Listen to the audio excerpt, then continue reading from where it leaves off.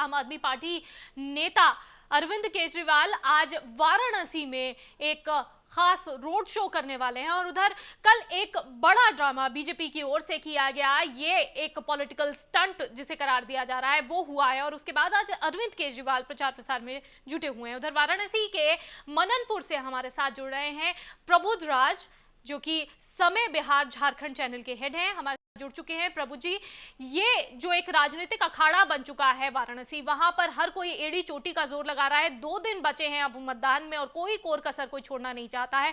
कल नरेंद्र मोदी और बीजेपी जिस तरीके से अपना शक्ति प्रदर्शन कर रहे थे, अगर उसे शक्ति प्रदर्शन कहे तो गलत नहीं होगा, आज अरविंद केजरीवाल की बारी।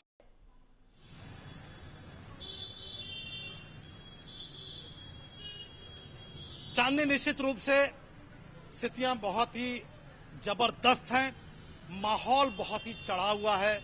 इसमें कहीं कोई दो राय नहीं कि जो आज बनारस जी रहा है वो शायद 1952 के बाद पहली बार जी रहा है। हम आपको खास तौर पे बता दें कि आज इस वक्त हम उस इलाके में हैं जहां मुसलमानों की संख्या बहुतायत है, बहुत ज्यादा है। बल्कि अगर हम ये कहें कि मुसलमानों का ही ये इलाका है और चूंकि हम मोदी के आने के बाद हम इनके बारे में चर्चा अक्सर करते रहे हैं, हम जानने की कोशिश करते रहे हैं कि आखिर इस देश का मुसलमान मोदी को लेकर के, चुनाव को लेकर के, बनारस को लेकर के वो क्या सोचता है। क्या वो एक अलग लेवल पे सोचता है? क्या वो अपनी रोजी रोटी सोचता है? क्या अपनी मजदूरी सोचता है? क्या इस शहर का विकास सोचता है? और तमाम लोग, ये तमाम टोपियां जो आपको दिखाई दे रही है हमारे पीछे, ये तमाम लोग जो दिख रहे हैं, एक डेंसली पॉपुलेटेड माइनॉरिटी बेल्ट में इस समय हम खड़े हैं। तो क्यों ना हम इन लोगों से जाने, ये थोड़े जल्दीबाजी में है क्योंकि जुमे की नमाज होने वाली, और इनसे जानते हैं कि ये इस वक्त इनकी जरूरत बनारस में क्या है और कौन सा ऐसा शख्स है जिसको ये सोचते हैं कि इनका भला और इस शहर का भला कर पाएगा। जनाब बताएं। जी, इस वक्त बनारस में 2 ही पार्टी चुनाव लड़ रही है, एक केजरीवाल जी लड़ रहे हैं, दूसरे मोदी जी, वरना कोई लड़ाई में नहीं है। दो लड़ाइयां चल रही हैं, चाहे आप किस तरफ अगर पता कर लें। इस वक्त बनारस के अंदर आम पार्टी और मोदी जी की लड़ाई चल रही है, वरना कोई बनारस में नहीं है। केजरी जी आदमी अच्छे हैं, पूरा देश मानता है, मुझे कुछ कहने की जरूरत नहीं है। चांदनी, आप सुन रही हैं जिस तरह का शोर शराबा है, जी, जो हमने अभी सुना और आपके जरिए यहाँ हमने समाज के एक बड़े हिस्से, बड़े वर्ग की राय जानी है, लेकिन अच्छे आदमी आने की बात की जा रही है। हमने अरविंद केजरीवाल को उस वक्त से देखा है जब उनकी टोपी पर मैं अन्ना हूं छपा होता था, उसके बाद आम आदमी पार्टी लिखा, मैं आम आदमी हूं लिखा, अब ये उर्दू की छपाई तक पहुंच गए हैं। इस बीच आम आदमी की डेफिनेशन किस हद तक बदल गई है ये भी लोग देख रहे हैं।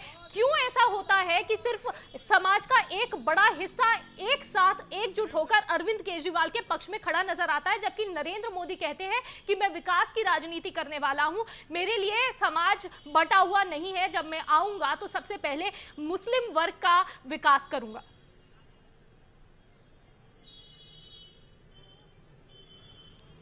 मेरे स्टूडियो से एक सवाल है आप लोगों के, उनका ये मानना है कि अरविंद केजरीवाल के इसी टोपी पे किसी जमाने में अन्ना लिखा होता था, अन्ना चले गए, अब कुछ और लिखा नजर आ रहा है। आपकी टोपी पे जरा इनकी टोपी दिखाएं, इसमें अन्ना कहीं नहीं है। सर, अन्ना ही जो लड़े थे जन लोग। मेरी बात मोदी साहब लगातार कह रहे हैं कि हम तो मुसलमानों के लिए पैदा हुए, मुसलमानों का विकास करेंगे। उन्होंने किया क्या? विनाश कहाँ कर रहे हैं मुसलमान? उन्होंने मोदी लिए मुसलमानों के लिए किया क्या? सिर्फ गुजरात में दंगा हुआ है, कुछ नहीं हुआ। आप यहाँ चांदी, ये वो शहर है जहाँ आम भी आकर के लंगड़ा हो जाता है। ये वो शहर है जहाँ गालिब ने कलकत्ता जाते समय वक्त बिताया। बिस्मिल्लाह खां की शहनाइयाँ यहाँ गली गली में गूंजती है, चाहे मैयत हो चाहे शादी का मौका हो।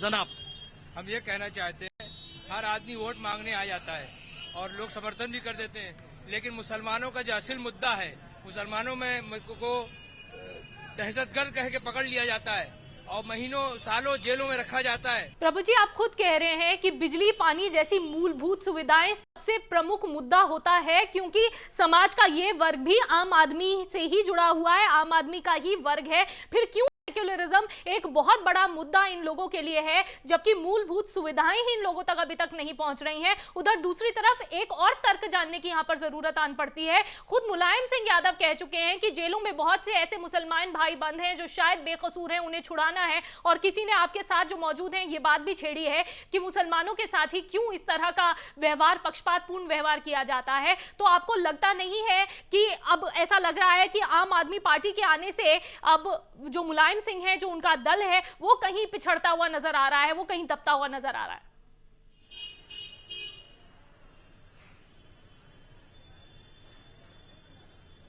मेरे पास एक सवाल आया है स्टूडियो से। आज जितने हम जहां खड़े हैं वहां तमाम मुसलमान भाई हमारे साथ खड़े। ये वही कौम है, ये वही लोग हैं जो कभी मुलायम सिंह की बात करते थे। अचानक क्या हो गया जो केजरीवाल नजर आने लगे? ऐसा है कि हम लोग मामला ये है कि मुलायम के साथ तो हम लोग जाते हैं, लेकिन बनारस की जो हम लोगों का इलाका है, हम लोग कभी ऐसा नहीं कि मुलायम सिंह ही हमारे सामने टारगेट है। हमारे सामने जो पार्टी मुसलमानों के भला के समझ के आगे आती है कि ये हमारा भला कर सकती है, हम उसका साथ देते हैं। लेकिन हमारे साथ ऐसा तो नहीं कि विधानसभा में मुलायम और लोकसभा में कोई ऐसा कुछ नहीं, ऐसा कुछ नहीं। मुसलमान यहाँ के जो है और जगह के मुसलमान ठीक अपनी जगह, यहाँ का मामला बिल्कुल बनारस का दूसरा है। यहाँ के लोग ताना बाना से जुड़े हुए हैं, बड़े सुलझे लोग हैं यहाँ के। यहाँ अमन चैन चाहते हैं, ना कि लड़ाई झगड़ा। यहाँ आप रहे होंगे काफी दिनों से, तो आपने देखा भी होगा। चांदनी, आपने सुना, मैंने कोशिश की है कि हर बात आप तक पहुंचाऊं जी, मैंने कोशिश की है कि खुल के बात करूं। चांदी, बिल्कुल। और ये एक समाज के एक बड़े वर्ग दिल की बात जो आपके जरिए यहाँ हम अपने दर्शकों के सामने रख पाए हैं, बहुत ही दिलचस्प बातचीत आपके जरिए हम यहाँ कर पाए हैं एक बड़े हिस्से से समाज के। बहुत शुक्रिया हमारे साथ जुड़ने के लिए प्रभु जी।